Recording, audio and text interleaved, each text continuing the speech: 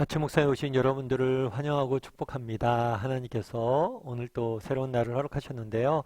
또 새로운 날에 걸맞는 새로운 은혜로 우리 인생을 지켜줄 줄 믿습니다. 오늘은 목요일인데요. 목요일은 어쩜 한 주의 정중앙에 있고 어쩌면 제일 길게 느껴지는 날이기도 하죠. 그래도 오늘 하루 힘차게 시작했을 때 주말 기다리고 있으니까 힘차게 또 오늘 하루 시작했으면 좋겠습니다. 오늘은 베드로가 중풍병자를 고치다 라는 제목을 가지고 사도행전 9장 32절에서 35절까지 말씀을 좀 살펴봤으면 좋겠습니다. 먼저 32절부터 33절까지 말씀 같이 한번 읽어볼까요? 같이 읽도록 하겠습니다. 그때 베드로가 사방으로 두루 다니다가 룻다에 사는 성도들에게도 내려갔더니 거기서 에니아라는 사람을 만나매 그는 중풍병으로 침상 위에 누운 지 8회라.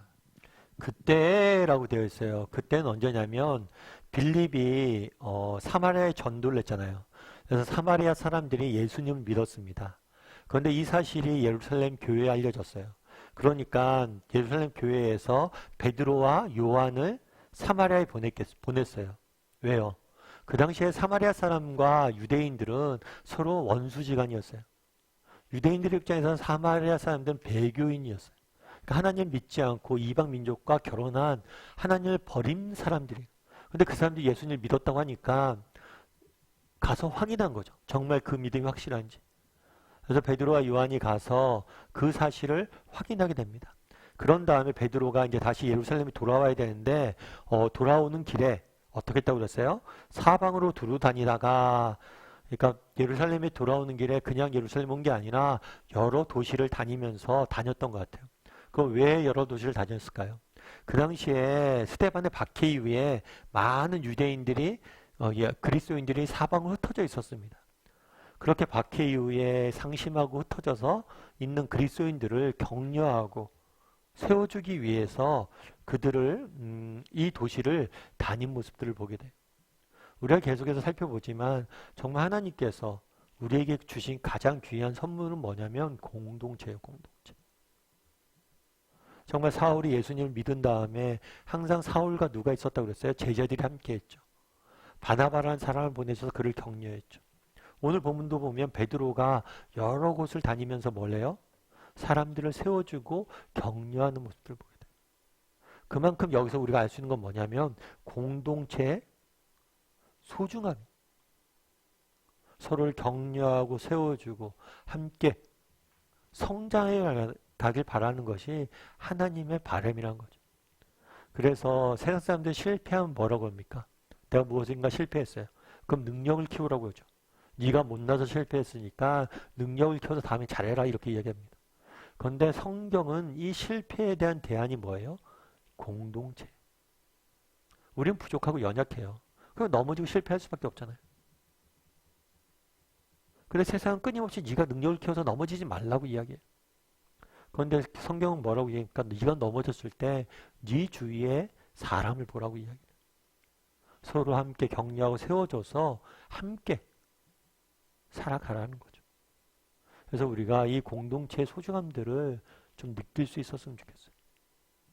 그래서 정말 어저께도 살펴봤지만 바나바나 베드로가 그랬던 것처럼 뭘 해요?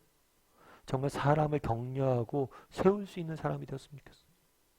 오늘 베드로도 똑같죠. 바나바처럼. 사방을 두루 다니면서 사람을 격려하는 모습들을 우리는 보게 됩니다. 그런데 이렇게 격려하다가 어디를 갔냐면 룻다라는 도시를 갔어요. 이 룻다라는 도시에 사는 성도들, 그러니까 예수님을 믿는 사람들을 만나려고 정말 그리스도인들을 만나서 격려하려고 갔어요.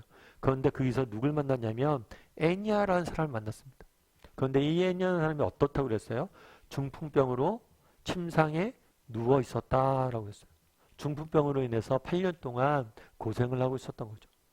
이 사람을 만난 다음에 베드로가 어떻게 했는지 우리 34절부터 35절까지 말씀을 같이 한번 읽어볼까요? 베드로가 이르되 에니아야 예수 그리스도께서 너를 낫게 하시니 일어나 내 자리를 정돈하라 한데 곧 일어나니 룻다와 사론에 사는 사람들이 다 그를 보고 주께로 돌아오니라. 네, 뭐라고 그러냐? 베드로가 이르되 애니야야 예수 그리스도께서 너를 낫게 하시니 일어나 내 자리를 정돈하라 라고 하시면 뭐 했다고 그래서 곧 일어났다. 이 중풍병을 고친 거죠. 그래서 이로 인해서 뭘 했다고 그랬어요? 많은 사람들이 복음을 들었다, 예수님에게 돌아왔다라고 이야기합니다. 우리가 성경에 보면 기적이 등장을 해요. 그런데 우리가 기적에 주목하기가 쉬워요. 근데 정말 기적이 중요한 게 아니라 기적을 통해서 하나님께 주고자 했던 메시지가 중요해요. 결국에 이런 기적들을 행하신 이유는 뭐예요? 그것은 결국에 보다 중요한 것, 복음을 듣고 복음을 알게 하기 위해서. 이 기적은 하나의 징표예요. 보다 중요한 건 사람들이 돌아왔다는 것.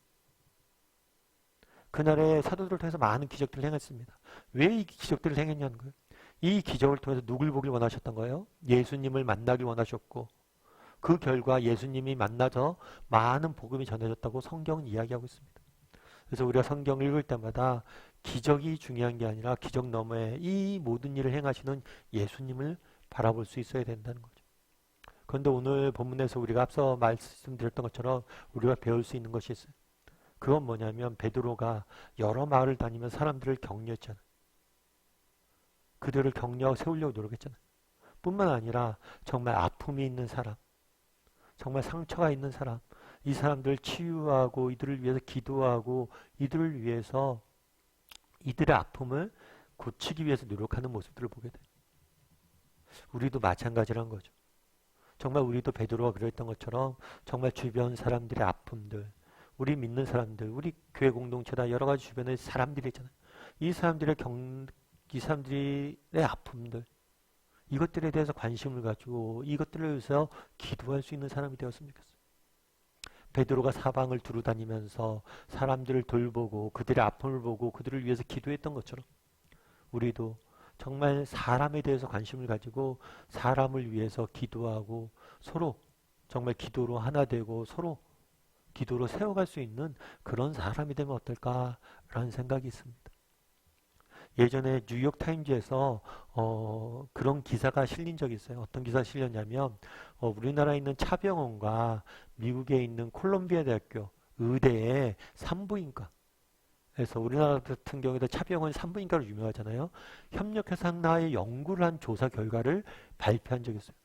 그건 뭐냐면 중보기도와 임신율의 관계예요. 그러니까 어떻게 했냐면 불임 치료를 하는데 불임 치료 받는 분들을 두 그룹으로 나눴어요. 두 그룹을 나누고 한 그룹은 A라는 그룹과 B 그룹이 있다면 한 그룹은 세계 미국과 또 한국과 여러 세계 각처에 이들을 위해서 이 사람들이 임신하게 할 수 있도록 중보기도를 요청했어요. 그리고 이 중보기도를 요청했던 사실에 대해서 전혀 알리지 않았어요. 나머지 한 그룹은 그냥 아무것도 하지 않았어요. 근데 놀라운 것은 이 A그룹과 B그룹이 무작위로 선택이 됐는데 이 중보기도를 요청한 사람들의 임신율이 훨씬 더 높게 나왔다는 거예요. 그래서 이 타임즈에 뭐라고 되어 있냐면 정말 원래는 이게 너무 비과학적으로 보여서 발표를 안 하려고 그랬는데 그 차이가 너무나 크기 때문에 발표를 할 수밖에 없었다. 이렇게 이야기하죠.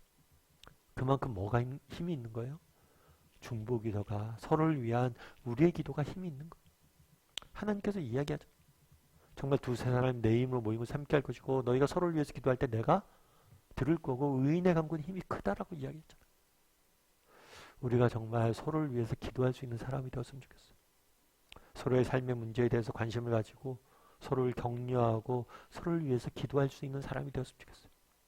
정말 그렇게 우리가 기도했을 때 우리의 기도를 통해서 일하실 거예요. 정말 그날의 베드로를 통해서 일하셨던 것처럼 우리의 기도를 통해서 하나님께 일하실 거예요. 어떻게 일하실지 모르겠지만 우리의 기도를 통해서 하나님께서 일하실 거예요. 이 사실만은 확신했으면 좋겠어요.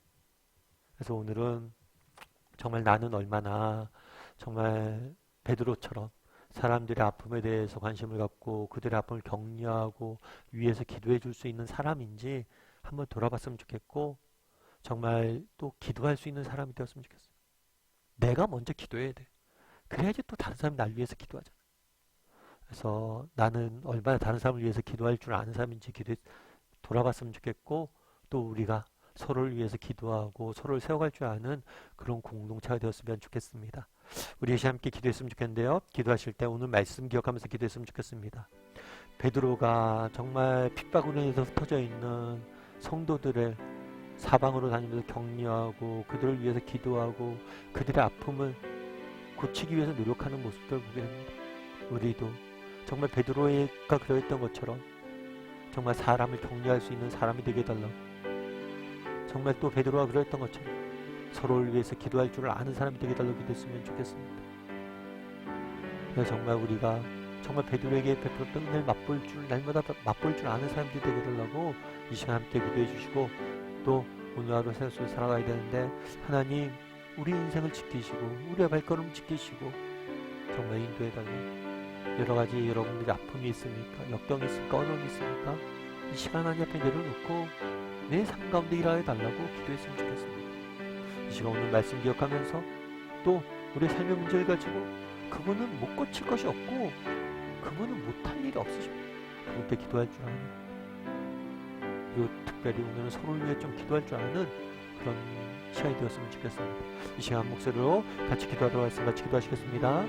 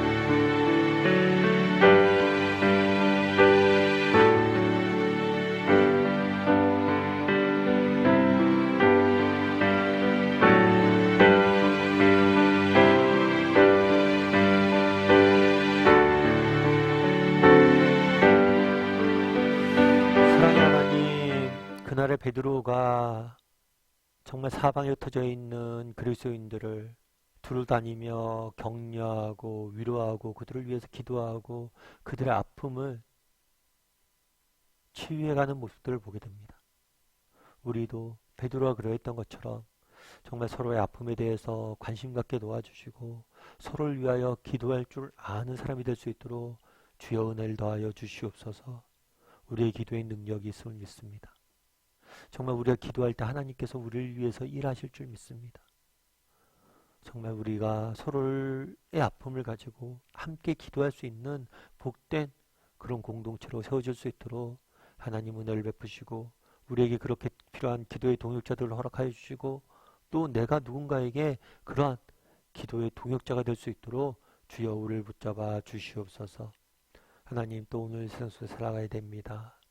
정말 여러 가지 어려움과 또 여러 가지 아픔과 상처 가운데 신음하는 우리 지체들이 있습니다. 하나님, 그들을 붙잡아 주시고 그들의 삶의 문제를 만져주시고 그들과 함께하여 주시옵소서. 하나님께서 우리 함께 할 줄 믿사오며 모든 말씀 예수님의 이름으로 기도드리옵나이다. 아멘.